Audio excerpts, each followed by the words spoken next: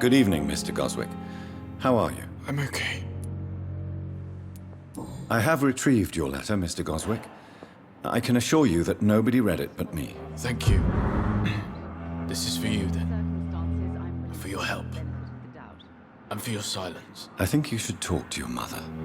It would be good for both of you. Thank you, Dr. Reed. I'll think about it. Now please, let me be.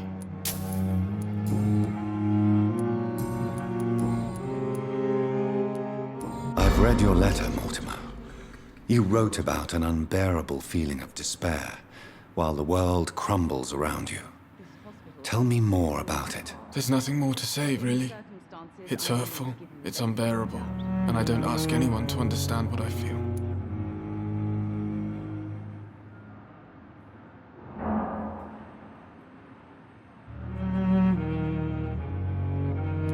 Despair is a deadly poison I've tasted myself, sir.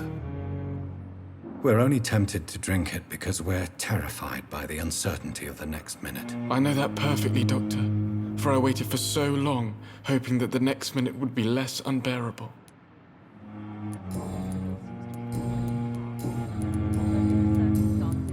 I have to go now, sir. But don't hesitate to contact me if you need any help. Good evening, sir. Doctor.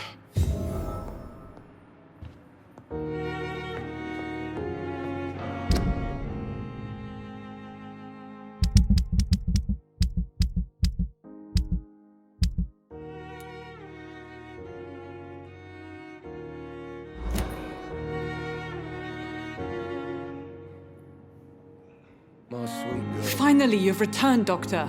Did you find anything of value? Yes, nurse. You've worked your first miracle, Doctor. Now, this patient here needs immediate treatment. Duty calls. When the storm has passed, I'll show you how to mix the remedy yourself with the same basic ingredients. Many thanks, Doctor. When you've finished, you ought to report to Dr. Swansea in his office. He's been looking for you. Seemed pressing.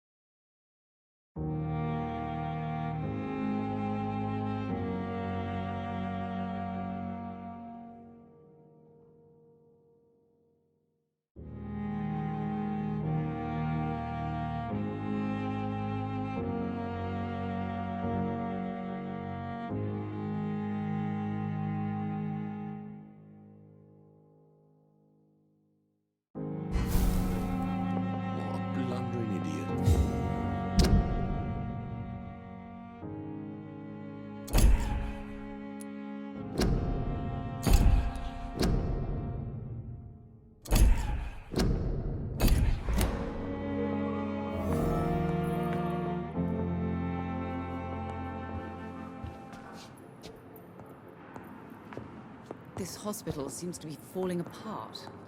But in the circumstances, I'm willing to give you the benefit of the doubt. I will not let you down, my... Good evening, Mr. Fiddick. Good evening, Dr. Reed. Any news about my operation?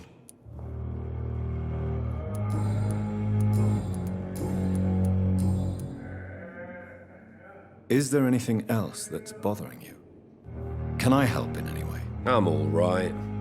Considering the state of this place, I should consider myself lucky, I guess.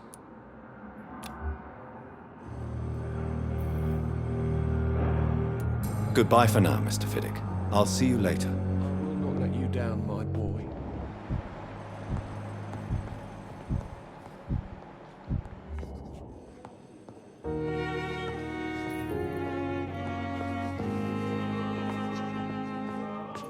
I'm quite busy right now, Dr. Reed. Do you need my assistance? Not at all.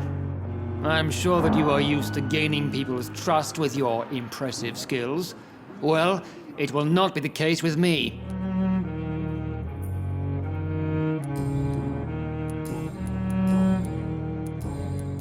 Thank you for your time. We'll talk later. Dr. Reed, may I help you?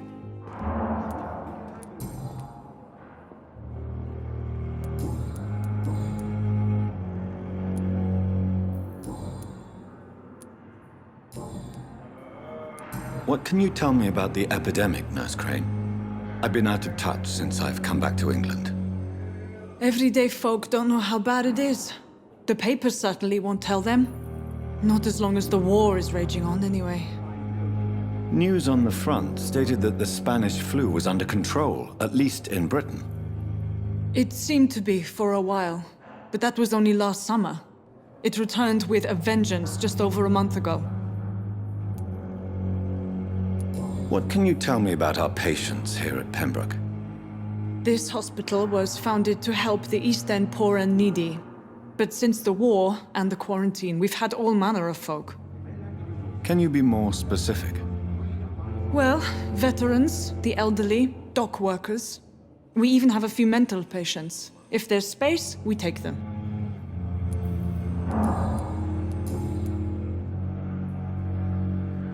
For how long have you been working here, Nurse Crane?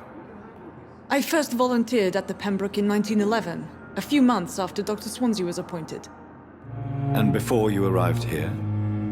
If you must know, this was my first job. Well, Dr. Swansea certainly has confidence in your abilities.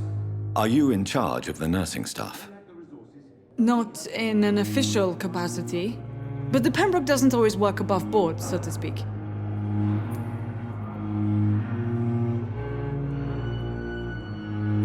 What about medical protocols?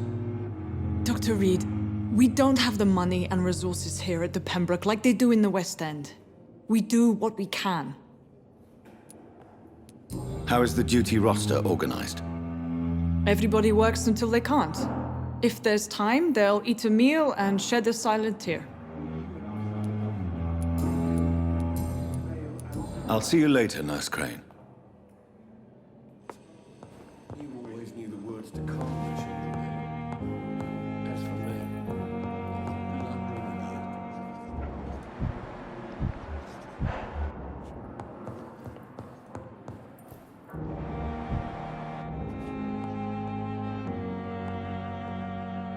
Good evening, Mr. Goswick.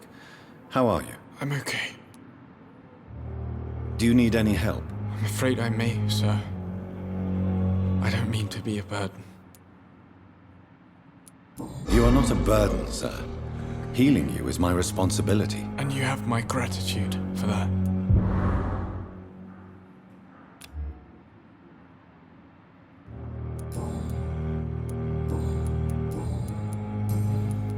I have to go now, sir. But don't hesitate to contact me if you need any help. I'm all right. Don't waste your time with me.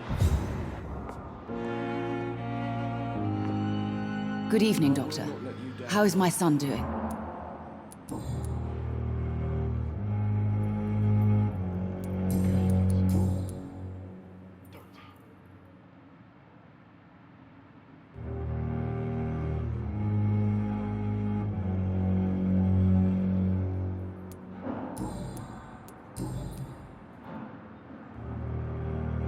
I've read your son's medical report, Beatrice. It's not the flu or anything life-threatening. What has you so worried? He was at death's door when he was brought here. I just want him to be better as soon as possible. He's not out of the woods yet, you know. He might need to stay here longer than expected. Take care of him then, Dr. Reed. People here only seem to focus on contagious patients. I worry my poor Mortimer will be neglected.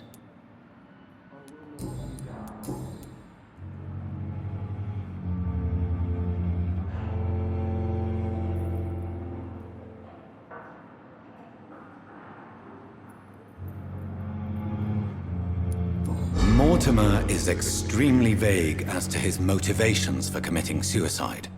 Tell me more about what you know. As you say, Mortimer had no reason to die.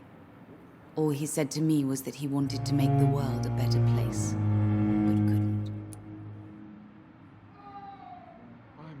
What do you think he meant by making the world a better place? Mortimer has always been a sensitive soul.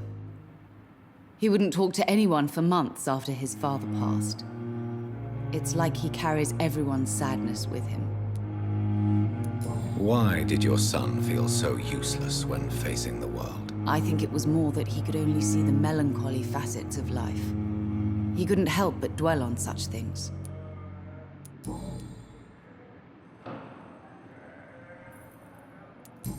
son wished to die, Beatrice. Why did you hide such crucial information? Are you not aware suicide is a crime? Mortimer could be thrown in jail. I can't let that happen.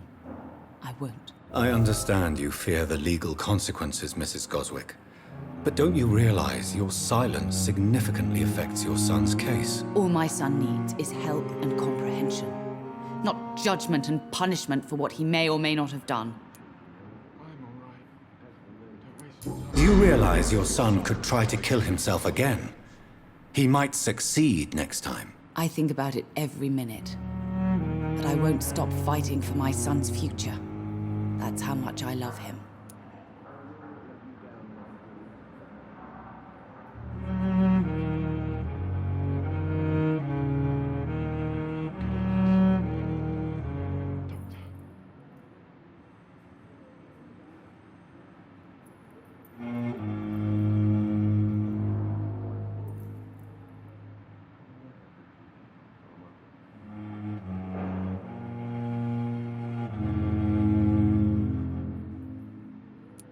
Your determination is laudable, but you are in a state of denial, Mrs. Goswick. Your son has a very strong death wish. How dare you talk to a mother like that? Talk to me like that? I'm only trying to be honest, Mrs. Goswick.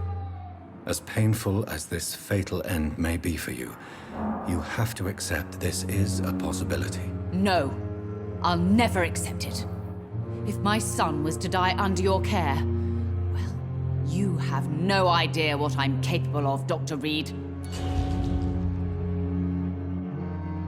I have read your son's suicide note. It was not an impulsive gesture, nor was it his first attempt. He threatened to kill himself a few times before. But I never thought he would dare to punish me this much. Punish you? Why? I've known for a long time he was not happy with his life.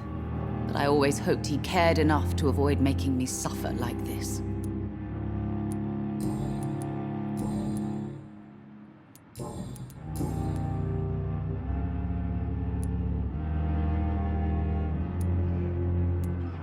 I have read your son's suicide note. It was not an impulsive gesture, nor was it his first attempt. He threatened to kill himself a few times before. But I never thought he would dare to punish me this much. Punish you? Why? I've known for a long time he was not happy with his life. But I always hoped he cared enough to avoid making me suffer like this. Goodbye, Mrs. Goswick.